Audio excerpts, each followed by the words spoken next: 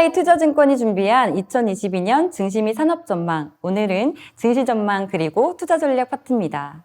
조익지 위원님, 안녕하세요. 네, 안녕하세요. 네. 아니, 제가 처음에 딱 보자마자 드는 생각이 엄청난 경험이 많으신 뭔가 지략가이실 것 같다라는 느낌을 받았는데요. 제 말에 어떤 게 들리시나요? 네, 좀 오래 했어요. 뭐 리서치 센터장도 오래 했고 투자 전략 한 20년 했습니다. 아, 네. 정말 많은 일들을 많이 하신 것 같은데요. 우리 하이투자증권의 전략가이신데 상당히 고민하신 결과물인 2022년 증시 전망 그리고 투자 전략에 대해서 듣는 시간을 지금부터 가져보도록 하겠습니다. 그럼 첫 번째 질문인데요. 한창 위드 코로나에 대한 기대가 커지고 있는 상황이었잖아요. 그런데 갑자기 오미크론 변이 바이러스가 나오면서 확진자가 다시 폭증을 하고 있는데요. 위드 코로나 과연 잘 될 수 있을지 궁금합니다. 네, 사실 우리가 앞으로의 경기 전망 또 그에 따른 어떤 주식시장 전망 이런 것들을 할 때 사실은 이 코로나가 어떻게 될 건가라는 것을 어떤 전제를 깔고 이렇게 해야 되는데 사실 코로나가 어떤 식으로 될지를 쉽게 우리가 예측할 수 없지 않습니까? 이번에 오미크론이 터진 것도 네. 뭐 쉽게 하기가 어려웠듯이요. 근데 중요한 것은 이제 세계 경제가 위드 코로나라고 간다라는 것은 이렇게 이제 코로나가 번져도 과거에는 코로나 번지면 웬만한 나라들이 다 경제 제재를 굉장히 강하게 했어요. 네. 뭐 미국이나 유럽 같은 경우는 뭐 락다운도 하고 막 이랬는데, 근데 지금은 그런 어떤 경제 제재가 그때보다는 좀 느슨합니다. 그걸 한번 영국의 사례를 통해서 좀 설명을 드리면, 네. 지금 제가 준비한 자료에 3번 그림이 이 영국의 코로나 감염자 수인데 굉장히 많이 번지고 있고, 네. 사실 영국도 영국이지만 이 여타 뭐 독일 같은 이런 유럽 본토에 있는 나라들의 코로나 감염자 수 확산세가 굉장히 빠르거든요. 근데 이것 때문에 경제활동 제재를 얼마나 강하게 하느냐라는 것을 요즘은 다 수치로 발표하는데, 조금 어려운 말로 하면 스트린전시 인덱스라고 해요. 근데 그 지수가 지금도 사실은 계속 내려가고 있습니다. 다시 말해서 경제활동 제재를 더 느슨하게 하는 거죠. 그게 이제 우리가 소위 말하는 위드 코로나인 거고, 그래서 그 결과로 영국에서 어떤 일들이 발생했나 이렇게 보면은, 영국이란 나라는 자국의 서비스 활동을 다 지수로 발표하는 나라입니다. 근데 항공 운송을 제외한 나머지 모든 항목들이 거의 코로나 이전 고점을 회복을 했어요. 그리고 이러한 현상은 미국에서도 나타나고 있는데요.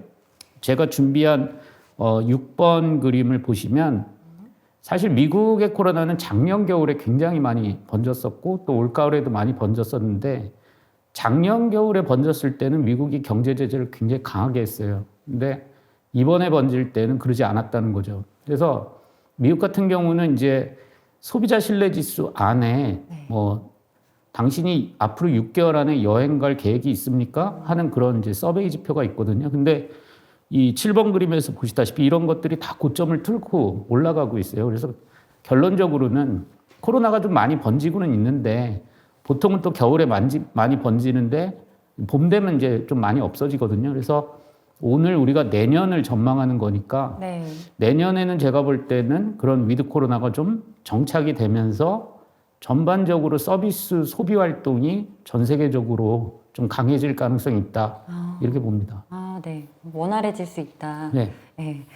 그러면 이어서 중국의 경제 및 증시가 국내에 미치는 영향력이 굉장히 큰데요. 네. 근데 요즘에 중국 기업들을 상당히 강하게 규제를 하고 있어요.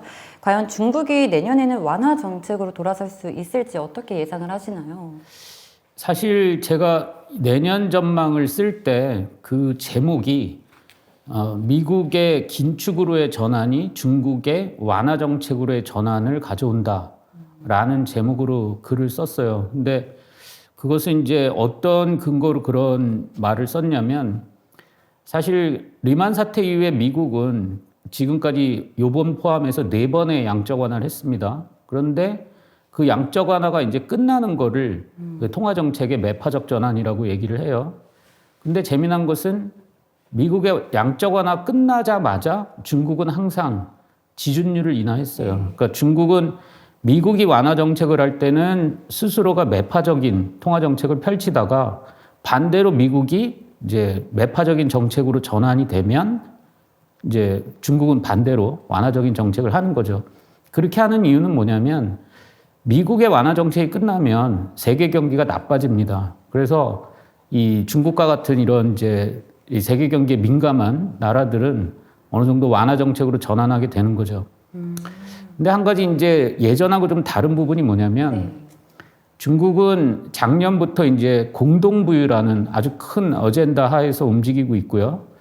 그것 때문에 이제 그동안에 부동산도 눌렀고 아까 얘기하신 것처럼 자국의 플랫폼 업체들 이런 것들 다 규제하고 막 이랬는데 그래서 생각보다 정책을 과거처럼 이렇게 쉽게 부양책 쪽으로 가지 못할 수도 있어요. 그런데 최근에 이제 중국의 여러 가지 경제 지표들을 보면 중국의 경제 성장률이 이제 중국 정부가 목표하는 수치를 밑돌 가능성이 굉장히 높아지고 있어요. 한마디로 경기가 나빠지고 있는 거죠. 그래서 중국은 계획 경제를 하는 나라이기 때문에 사실 그 목표 성장률을 밑돌게 되면 그만큼의 이제 부양책을 넣는 나라입니다. 그래서 저희가 볼 때는 내년 봄에 특히 이제 춘절 전후로 해서 지준율 인하를 포함한 그런 이제 부양책을 좀 서서히 가동을 하지 않을까 그렇게 생각하고 있습니다. 네, 알겠습니다. 그럼 이어서 최근에 전 세계적으로 물가 상승 우려가 가장 큰 이슈였던 것 같은데요. 네? 이런 상황에서 물가가 시장 예상보다도 더 크게 상승할 가능성이 있을까요? 사실 미국의 물가가 여러 측면에서 굉장히 높아졌어요. 뭐 정확하게 얘기하면 30년 최고치를 뚫은 상태입니다. 이것은 상반기에 이제 미국의 파월 의장이 미국의 이번 물가는 좀 일시적인 현상일 뿐이다라고 말한 거에 비해서는 굉장히 물가가 높게 올라갔는데요. 근데 저희가 볼 때는 내년 상반기 동안에도 계속 물가가 높게 형성될 가능성이 있다 이렇게 봅니다. 제가 준비한 그림 23번 그림부터 이렇게 보시면 네. 미국 물가에서 비중이 가장 큰 게 주거 물가예요.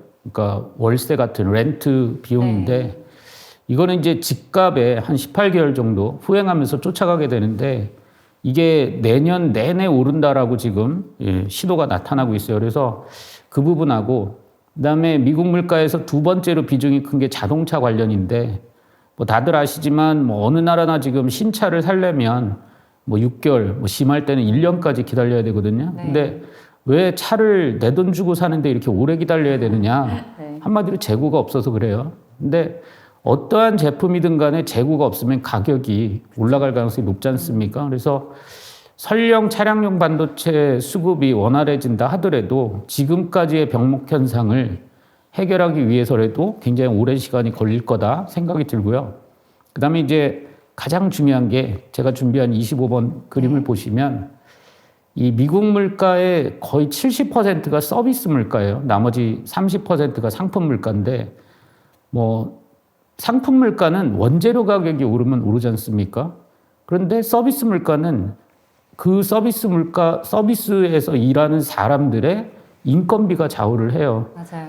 근데 미국의 이 부분에 지금 얼마나 어떤 이 사람들이 부족하냐면 미국에 있는 모든 실업자들을 전부 다 취직을 시키고도 지금 25%의 일자리가 남아요. 그러니까 현재 미국의 일자리 수는 미국 역사상 최고로 많은 상태입니다. 그래서 이 인건비를 안 올려줄 수가 없는 상황이거든요. 그래서 저희가 볼 때는 아까 얘기한 것처럼 만약에 미국의 서비스 소비 활동이 더 증가한다면 사람은 더 부족하게 될 거고 인건비는 더 올라갈 가능성이 높겠죠. 그래서 내년 상반기까지도 미국의 물가는 생각보다 불안정할 거고 또 그것 때문에 미국의 통화 정책이 생각보다 매파적으로 갈 가능성이 있어요. 그래서 금리가 높아질 때만큼은 좀 주식시장을 조심하는 게 좋다. 이렇게 좀 봅니다. 알겠습니다. 그럼 이제 네 번째 질문 이어서 갈 텐데요. 금리와 증시는 반대로 움직인다라는 이야기가 있잖아요. 그런데 반대로 금리와 증시는 경기 흐름에 따라 동행한다. 라는 이야기도 들었었거든요. 어느 게 맞는 얘기인지도 궁금하고요. 그리고 앞으로 미국 금리가 생각보다 많이 상승하게 된다면 미국 증시는 과연 어떻게 변하게 될지 말씀 부탁드릴게요. 사실 먼저 금리 쪽부터 얘기를 드리면 금리는 경기와 물가의 합이라고 보시면 돼요. 그래서 경기가 좋을수록 또 물가가 높을수록 결과적으로 보면 금리는 오르게 돼 있습니다. 그래서 근데 주식시장은 경기하고 기업이익에 반응을 합니다. 그래서 경기가 좋으면 또 역시 기업이익이 좋으니까 결국은 이제 금리가 오르는 구간 속에서 주가도 같이 이제 동행해서 오르는 경우가 많은데 문제는 경기는 그냥 별론데 물가만 높아서 금리가 튀기 시작할 때는 주식시장은 그 부분을 좀 싫어하거든요. 그래서 그때는 좀 반대로 움직인다 이렇게 보시면 되겠고 미국은 사실 경기하고 기업이익하고 그동안에 좀 따로 놀았어요. 그러니까 경기가 나빠져도 워낙에 기업들의 수익성이 강하다 보니까 계속해서 이제 기업이익이 잘 나오는 그런 나라였거든요. 그래서 미국 주가는 경기에는 별로 신경을 안 써요. 그런데 금리하고 통화 정책이 바뀌는 거에는 굉장히 민감해요. 그래서 뭐 2018년 겨울 때도 미국 주가가 한 20%가 3달 만에 빠진 적이 있거든요. 그때도 이제 그런 어떤 매파적인 통화 정책 그런 것들이 있었으니까 아까도 말씀드렸지만 자꾸 물가가 높아져서 미국의 통화 정책이 조금 매파 쪽으로 가는지 아닌지 그런 것들은 좀 주의 깊게 살펴볼 필요가 있습니다. 네, 알겠습니다. 다음 질문 드릴게요. 국내 증시가 글로벌 증시에 비해서 상대적으로 많이 부진한 것 같습니다. 제가 위원님 자료를 좀 정독을 했는데요. 내년에는 베어마켓 랠리를 기대한다고 쓰셨는데 2022년 베어마켓 랠리 과연 가능할까요?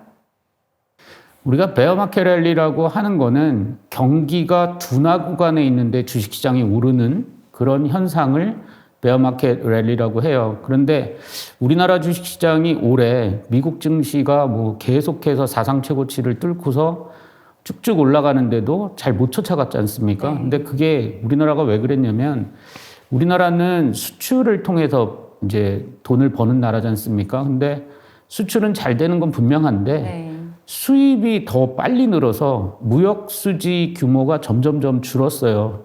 근데 이 무역 수지는 우리나라 기업이익의 흐름하고 거의 비슷합니다. 그래서 아직까지는 수출이 잘 되고 있지만 기업이익은 상대적으로 나빠질지 모른다라는 것을 주식시장이 그걸 정확히 알고 있었고 또 그것 때문에 이제 삼성전자나 현대차 같은 우리나라 주요 수출 기업들의 주가를 이제 자꾸 끌어내렸던 거죠.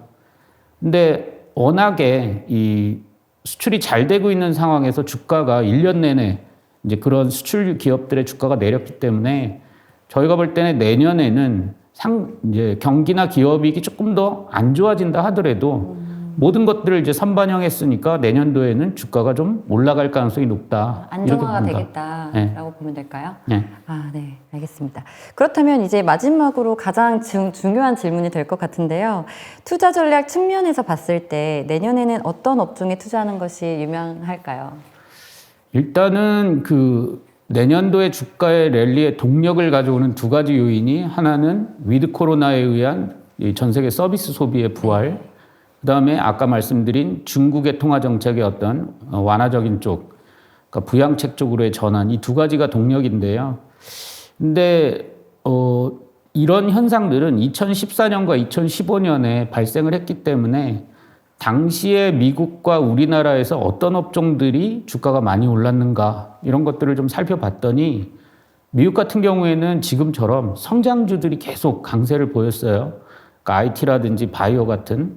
근데 우리나라는 좀 달랐는데 우리나라는 이제 이 중국이 부양책을 시동을 걸면 보통 이제 철강이나 화학 같은 소재 산업 또 이 조선과 같은 산업재 이런 쪽들이 단기에 강세를 보입니다. 근데 저는 내년 같은 경우에는 이 업종 불문하고 우리가 밸류에이션 지표 중에 이 PBR이라는 지표가 있어요. 보통 PER을 많이 쓰는데 근데 PBR의 이제 자기 어떤 범위의 하단에 도달한 종목들이 지금 나오고 있습니다. 대표적인 게 하이닉스 같은 반도체 산업 이런 것들인데 그런 기업들을 저가에 계속 매수하는 것이 가장 좋은 전략이다 이렇게 봅니다. 네, 오늘은 조익재 위원님과 함께 2022년 증시 전망 그리고 투자 전략에 대해서 알아봤습니다. 저희가 준비한 내용은 여기까지고요. 도움이 되셨다면 구독과 좋아요 꼭꼭 눌러주세요. 내년에도 DGB 하이와 함께해요. 함께해요.